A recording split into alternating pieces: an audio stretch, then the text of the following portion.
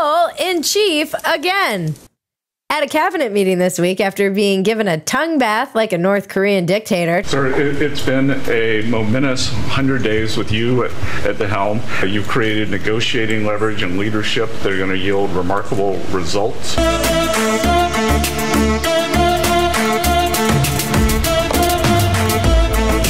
Trump discussed tariffs and the trade war with China using an anecdote about doll prices, saying, maybe the children will have $2 instead of $30, you know? And maybe the $2 will cost a couple of bucks more than they would normally. Oh, God. I voted for Bernie. My God, what have I done? I renounce it. I'm so sorry. I had no idea. I was so upset by Trump saying this, I had to immediately go out and buy my 5th Stanley Cup. A little retail therapy. I'm Bridget Phetasy, and this is your Dumpster Fire.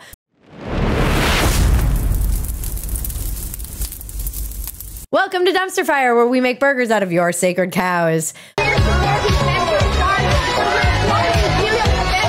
We premiere new episodes every Tuesday and Friday at 8 p.m. Central. Please join us in the chat where we all laugh at the world burning. Before we get going, some upcoming comedy dates for you guys. I will be opening for legendary Colin Quinn at Mothership May 23rd to the 25th.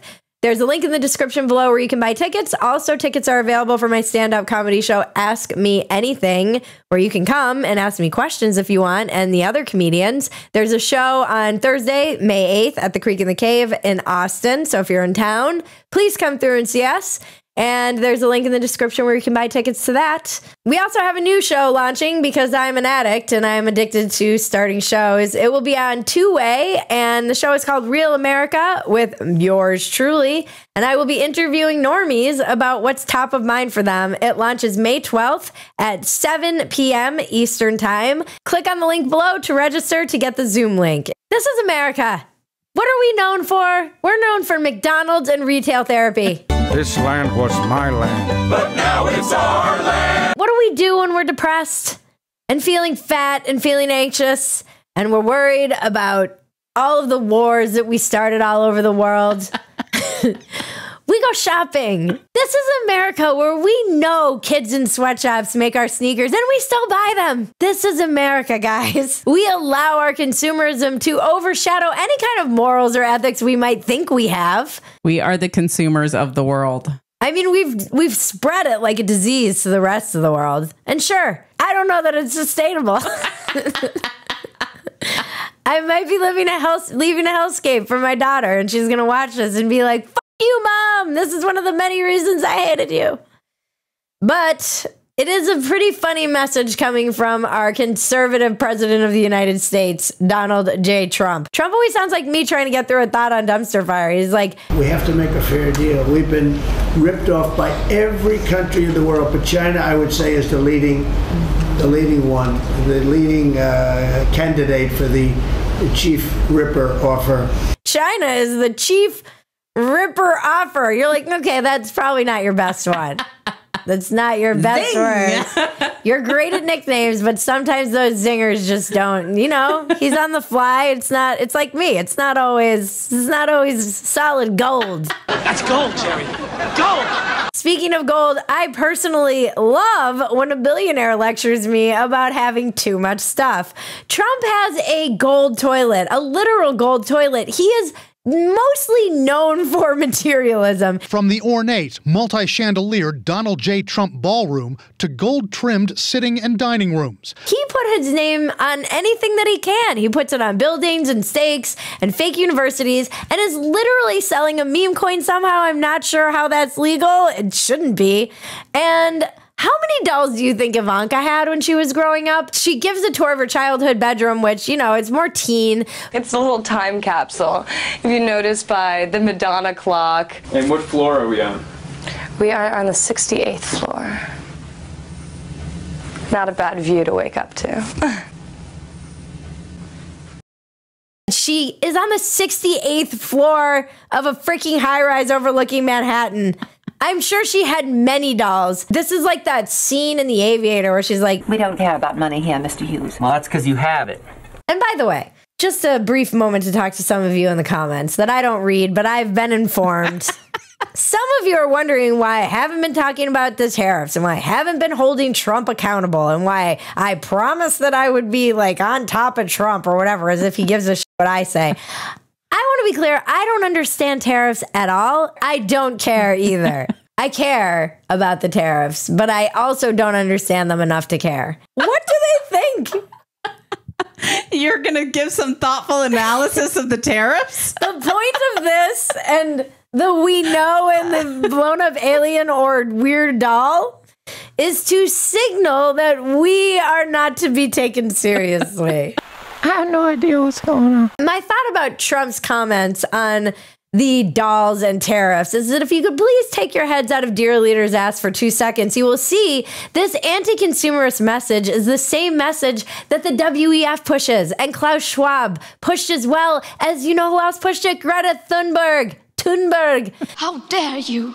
This is an Elizabeth Warren talking point. Can't you see we're walking into a trap? It's a trap. This is also more proof that you can take us lefties out of the left, but you can never really take the bleeding heart libtard out of the conservative.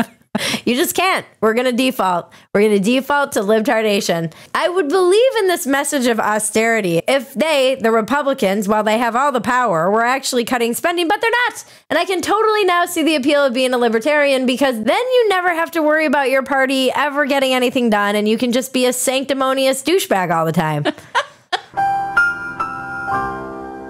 Which is truly, I think, my lane. Back to the austerity measures that are being forced upon us. Do you know how much cheap shit we order from Amazon? Do not take that from me.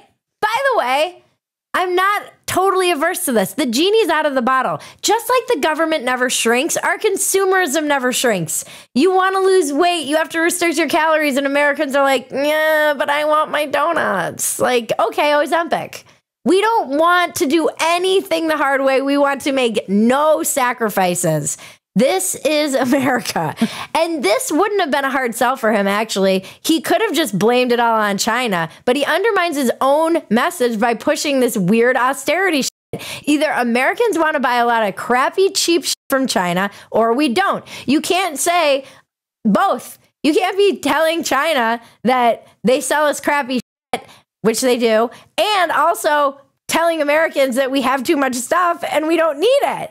Like, you seem to be undermining your own hand. I'm not a genius at this. It just seems like an incoherent message, which as a white woman, I can completely appreciate. I love organic vegetables and also Botox.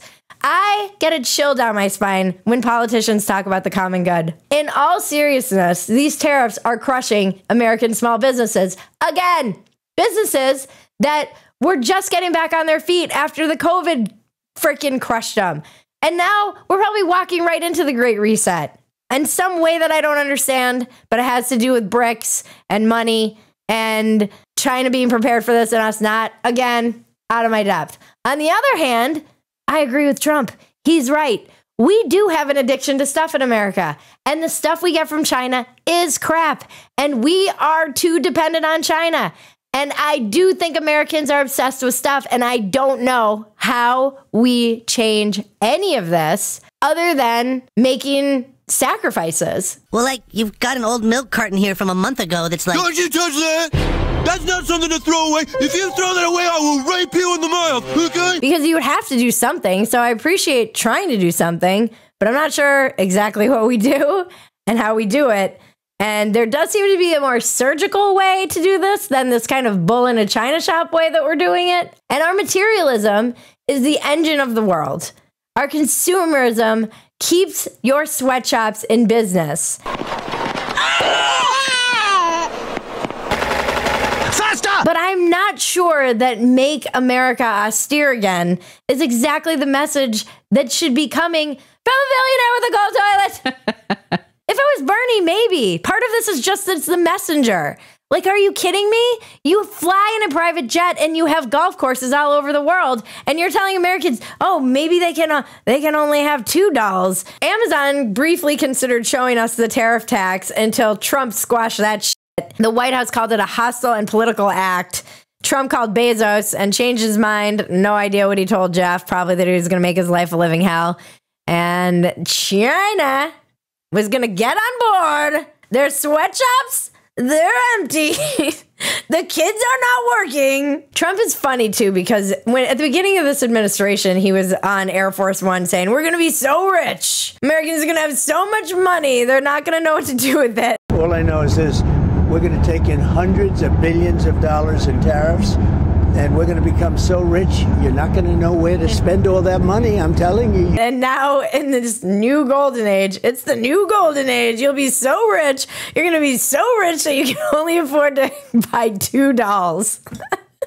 And I do love that he's even talking about dolls. Like, somehow these have become the, like, global symbol of the trade war.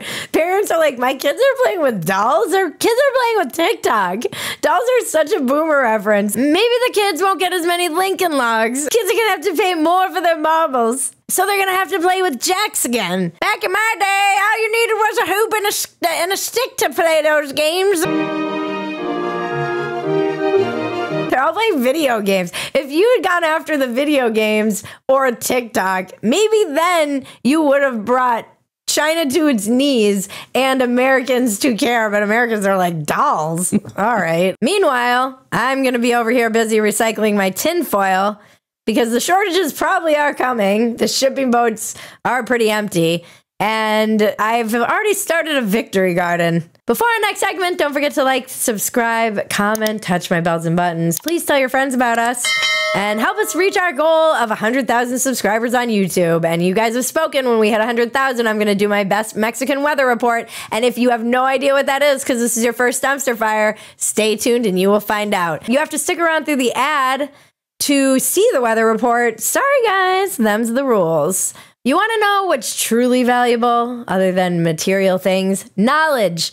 A non-woke education. That's why I'm so excited that Hillsdale College is offering more than 40 free online courses in the most important and enduring subjects. You can learn about the works of C.S. Lewis, the stories in the book of Genesis, the meaning of the U.S. Constitution, the rise and fall of the Roman Republic, which seems particularly important right now, with Hillsdale College's online courses, and that is all available for free. That's right, for free. I personally recommend you sign up for the C.S. Lewis on Christianity and this 7-lecture course. You will examine some of Lewis's classic works to see what Lewis had to say about scripture, prayer, suffering, joy, heaven, and hell. And the course is self-paced, so you can start whenever you want and wherever. And so enroll now. Go right now to hillsdale.edu/dumpster to enroll. There's no cost. It's easy to get started. It's free education, guys. We should be enriching ourselves. That's hillsdale.edu/dumpster to register. Click on the link in the show notes below. You can be like Matt Damon out there, asking people how they like them apples. Now let's check the weather with Jackie Garrido. No se descarta la posibilidad de tornados, así que este sistema bastante lento se está moviendo hacia todo el este, desde el norte, todo el sureste. Mientras tanto, recuerden, están a tiempo, estamos a un día de que inicie la temporada ciclónica justamente en aguas del Atlántico. Las temperaturas hasta 5 grados por encima de lo normal. Thank you very much, Jackie. This past Monday, I went on Jesse Waters' Primetime for a 4-minute hit to talk about the White House Correspondents' Dinner. Bridget Phetasy is a comedian and host of the Dumpster Fire podcast, and she's here now. All right, Bridget, were you at the White House Correspondents' Dinner Saturday night? No, I was not, unfortunately. They would have loved you there. Are you persona non grata? I don't know if I'm persona non grata. I think I'm just a suburban housewife who has a funny, not news show in my garage. So I don't think they consider me serious enough to be amongst them. And not everybody gets to do what I do, so I thought I would tell you what it's like. It's pretty wild. The 4-minute hit is a very strange format. First of all, if you can't make it to a studio or you don't live close enough, a van pulls up outside your house. My daughter was crying in the window because she was like, I don't want mommy going in the van. I've taught her well. I've taught her well. But she was just crying. I had to bring her out and show her I was going to be fine. The 4-minute media hit is the crack of media entertainment. It is so exhilarating. It's live. It was like it's truly like, and it's over. It's over before you even know it. I was so nervous, and I was nervous in a way that I get only for getting on stage and not even for getting it. It was like I was really nervous, like it was a big show or something like that. And I've done this before. I'm a pro, except the 4-minute media hit is not something I do that often, and it is such a it's such a different format. It's crazy because you just have to get in there and get out. You have 2 minutes basically to make your point, and it doesn't even matter what your point is. The hardest thing about this was, even though I was looking at a camera, usually you'll see them, but for some reason, because of the connection, I couldn't see him. So it was just the earpiece in my ear, so I had to hear him, and there was a delay, and it was like, it's very disorienting. So the minute that it took me to orient into that, chewed into a minute of me where I should have just been ranting about the White House Correspondents' Dinner. And it's a little bit like Kill Tony. Like, you get up, you do your minute, and you get out. And I need to think of it that way. I'm sure there's also the art of like crafting your soundbite moment. Yeah. Dana Lash was on before me, and Dana is the goat. She has been doing this since she was like 20 something years old. She is such a pro. She's like, and just let me say one more thing, Jesse. I'm like, she's so good. I was listening to her. I'm like, oh man, I don't know how she's so polished and so practiced at it. I dabble in a lot of mediums. I'm a writer. I'm a stand-up comedian. I do long form podcasts. I also do this, which is very shorter, clippy. We can clip this down. It's shorter and faster paced, but it's actually what we clip down into a clip. That is, I need to become like a clip version of a human when I'm on that. Yeah. That's what I have to do. Like, that's what you're trying to do, is become the clip version of whatever these jokes are. It is truly an art, and I really love it. And Jesse Waters' staff is amazing. His producers are so good. Jesse was great. He was very funny. I called myself a housewife, and he very quickly was like, I don't think we can say that anymore, Bridget. And that's when I kind of realized too, like, Jesse goes hard. I love him. And it's crazy too, because I got so much feedback immediately. So it's live. I'm like, I could say whatever I wanted. I didn't get the email about maybe covering Bill Belichick until after we even recorded. And I was trying to stop myself from calling his girlfriend oldest kind of worker in the world on Fox, because I'm like, they're gonna get sued. So much is happening so quickly. Like, you're trying to say things, but you're also, I am used to dumpster fire where I say whatever I want, and stand-up comedy where I say whatever I want, and they're like, you can say whatever you want. I'm like, no, you can't. You guys are governed by FCC rules, like you can't just call someone a hooker or imply they might have been on Fox News. And then it's crazy, like emails, DMs, people from high school. This is the other thing. Here's my theory. Aside from all of my, like, this was cool and exciting, I got recognized for it. It's like the most I've ever been recognized for anything. And I've been on Rogan 8 times. Going to like my preschool to pick my kids up. They're like, hey, were you on Jesse Waters last night? And people were texting me pictures, and everybody, a lot of Gen X. Normies watch mainstream media still, guys. This is what I'm trying to get across to you. They still watch it. Yeah. And the more crazy both of the sides go into all of this extreme nonsense that they end up going into, the more normies are going to go, F it, I'm not doing this. I'm going to just retreat to Jesse Waters. And by the way, Fox knows this, and they're pivoting. They're ready to be mainstream. They have pivoted to the center. They have Greg Gutfeld. Jesse is basically dumpster fire. That's basically what that show is. It's clips. It's talking shit. It's moving on.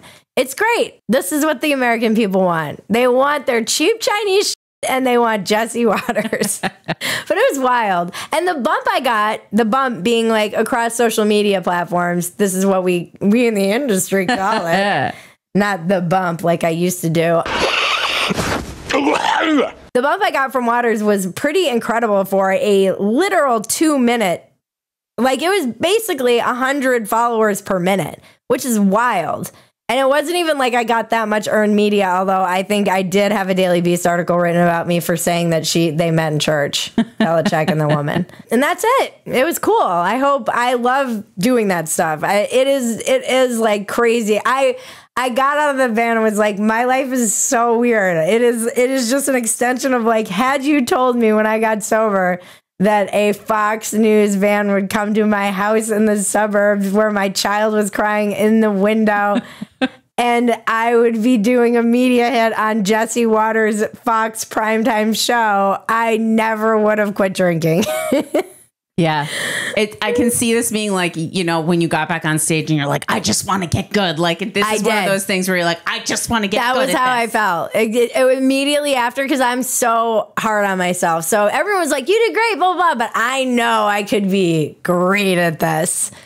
Great. And that's it. If you love Dumpster Fire, the best thing you can do is become a paid supporter of Phetasy.com. You get the unedited version of this Dumpster Fire, and we leave a lot of inappropriate things on the cutting room floor always. And you also get access to everything else we're doing and our paid subscriber chat, which is very wholesome and lovely. Join us right here on YouTube every Tuesday and Friday night at 8 p.m. Central for a new Dumpster Fire. We do a live chat, which is always hilarious. And thank you to everyone who makes Dumpster Fire possible. Thank you to Hillsdale College for sponsoring today's episode. Thank you to our audience, subscribers, supporters. We love you. None of this matters without you. You are the reason we get here every day. And thank you, Maggie. Thank you, Bridget. And now to cleanse your palate, the internet is glorious. So what do you actually think of Ben Shapiro? So I have a lot of respect for Ben. I admire him greatly, actually. And what he's done for the conservative movement is unbelievable, and that's why I have a lot of rage towards him. What? And I find him to be despicable. Why? It's just like, what are you doing, right? Like the things that he's saying. I'm an Episcopalian, and Ben's Jewish. I have no problem with that, of course. Judaism's a wonderful religion. I'm really fascinated by it. I'm really interested in it. I think it's made wonderful contributions, but I'm also disgusted by it. What? I mean, like, it's obviously, and I mean, obviously, it's clear to me that Ben hates Christians. What? He hates Christianity. He hates America. And, you know, I say that knowing that he really cares about his Christian friends, and he sees the value that Christianity has brought to our country and continues to make our country great, actually. Yeah, so he does like but Christians. he obviously despises it. Huh? Everything you're saying is completely contradictory. No, I really don't know what you're saying. Oh, I'm not saying anything. Right. That's the point. That's the point? I'm saying a lot. I'm saying a lot of words, a lot of phrases, a lot of ideas, and I'm not saying anything. Uh-huh. So I know what I'm saying, but does everybody else? No, it's just creating confusion. That's the point. Remember, life is absurd. Don't take yourself so damn seriously. Take the work seriously. Don't take yourself seriously. This has been your Dumpster Fire. I'm Bridget Phetasy. Now make me rich so I can tell people not to buy so much shit. Are you kidding me? I mean, come on. And the unicorns dance while the world burns, world burns. World burns.